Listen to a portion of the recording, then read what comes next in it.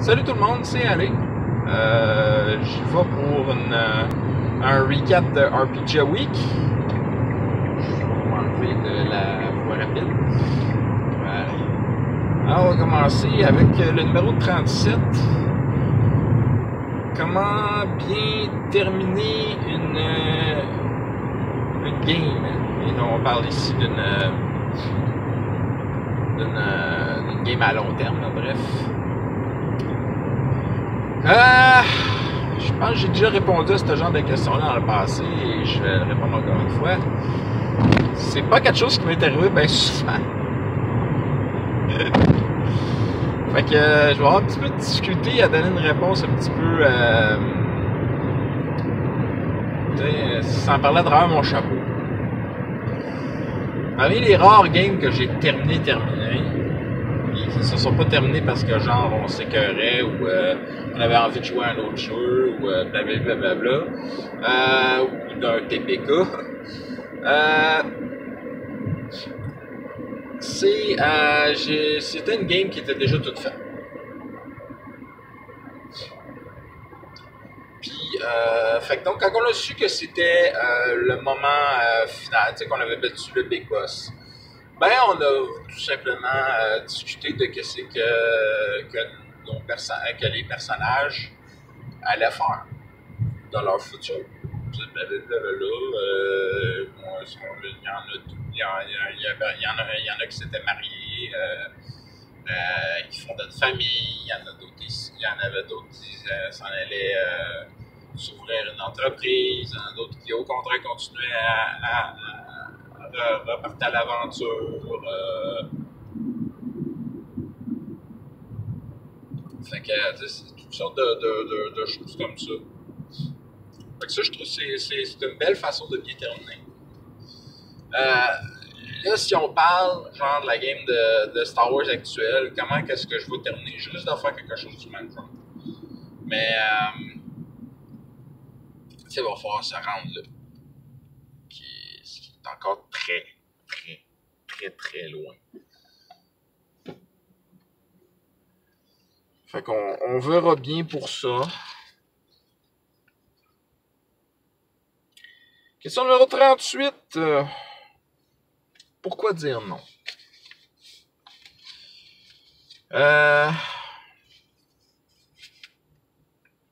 Dire non. Quand un joueur te demande quelque chose.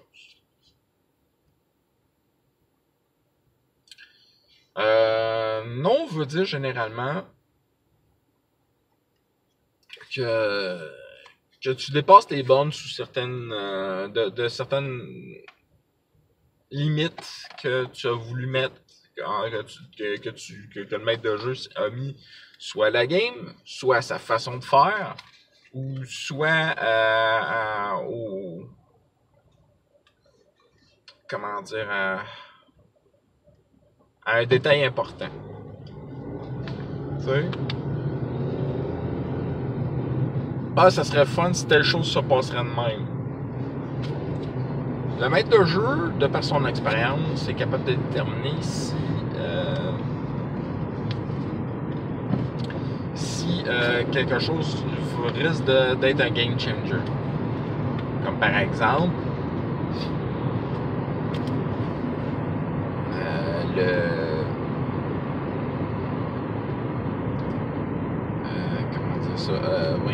genre si mes joueurs me demandent d'obtenir quelque chose, un quelconque item qui risque de rendre la game complètement trop facile, ben là c'est le temps de dire non. Parce que ben c'est ça, c'est trop ça rend les choses trop ça change trop. Souvent c'est ça, c'est des plus jeunes qui vont demander ça, ou des gens un peu comment on dit ça, donc des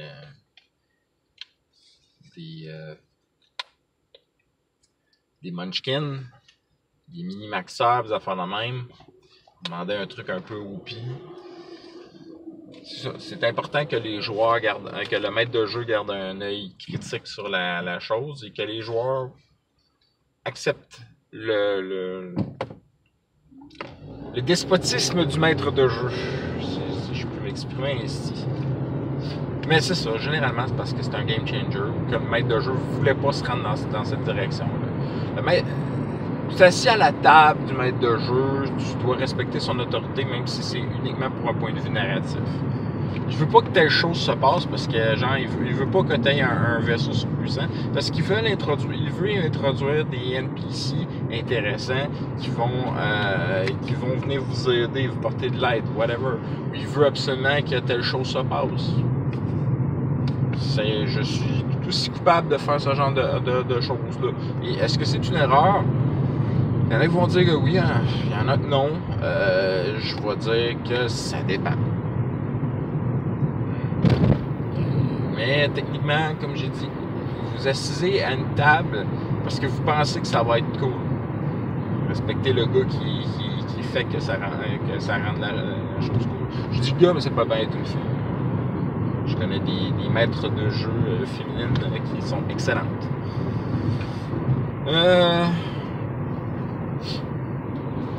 Quel est le secret pour une partie durable? Question 39. Le secret d'une partie durable.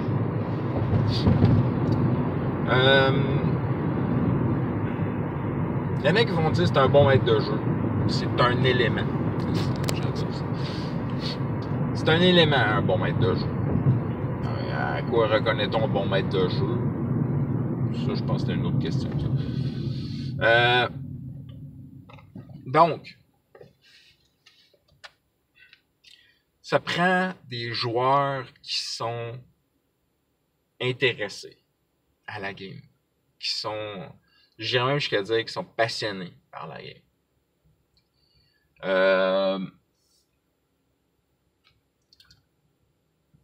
Donc, ça prend vraiment une chimie entre le maître de jeu et les joueurs.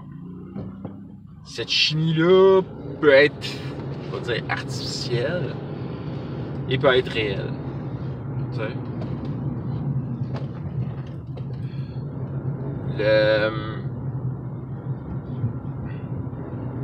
Mais bref, cette chimie-là est essentielle. Il y a une confiance entre le maître et les joueurs, que les joueurs se craignent, se pompent, whatever, soient passionnés par l'événement. C'est sûr, idéalement, c'est mieux si c'est réel que les joueurs aiment ce que le maître de jeu propose. Mais c'est normalement le cas là, quand tu commences une game. Il y a du monde qui ne peuvent pas se montrer pointilleux parce que genre il n'y a rien d'autre qui est disponible pour eux autres. Dans les conditions qu'ils veulent. Tu sais.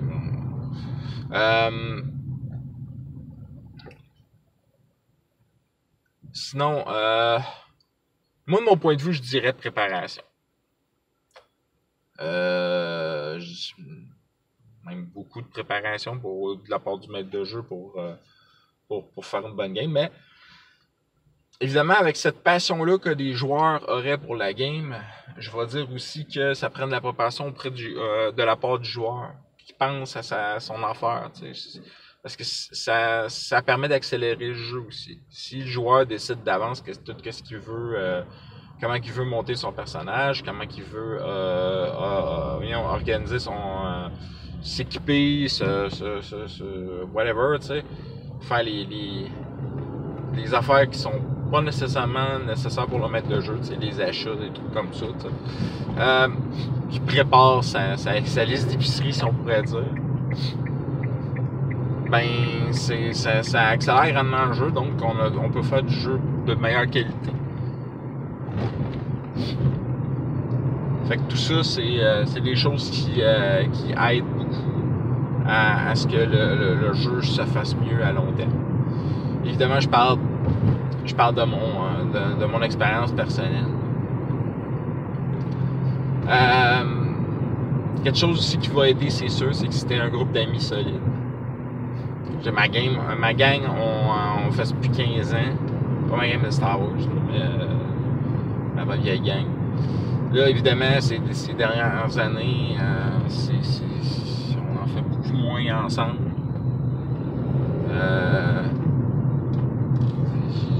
cette décision-là. Est-ce que je la regrette? Parfois, mais bon, dans d'autres points de vue, les choses avaient changé pour nous. Fait que, fallait que je prenne une décision. Est-ce que ça veut dire que je veux pas jouer avec eux autres? Non, pas du tout. Je veux continuer à jouer avec. C'est des gens super. Puis je suis content de les voir à chaque fois. C'est juste que j'aimerais ça que certaines choses auraient pu se passer différemment. Mais bon. La vie, c'est la vie. Numéro 40, Checkpoint. Est-ce que je suis rendu? Ben, je pense que je suis déjà pas mal à jour pour la game de Star Wars de Mandalorian. La game de Star Wars où est-ce que je suis joueur là, Imperial Glory. On a fini la 3e game. On est plus des Grunts là, maintenant. On est rendu des on a été shippé à Coruscant pour devenir des commandos impériaux.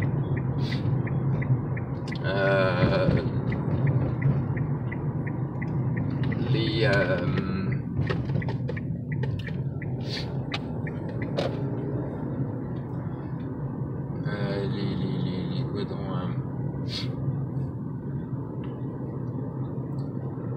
j'ai la game de Pathfinder avec mes vieux amis. Excusez. Avec mes vieux amis est toujours en hiatus à cause du COVID. On a commencé une game de. Ben, ça fait un bout de temps qu'on l'a commencé, là, la game de.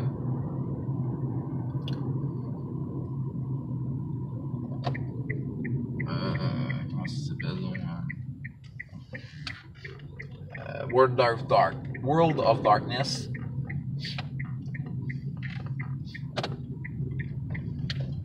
Puis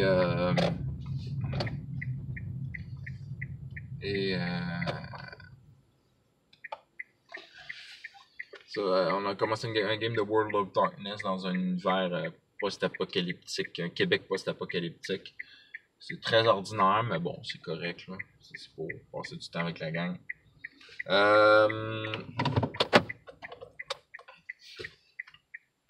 Il y a la game de Pathfinder que je joue avec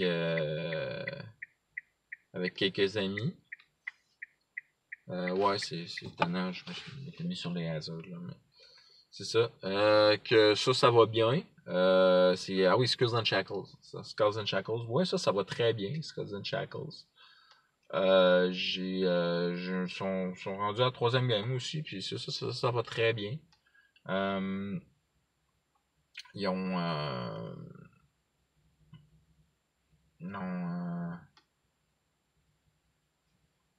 sont rendus à la tempête.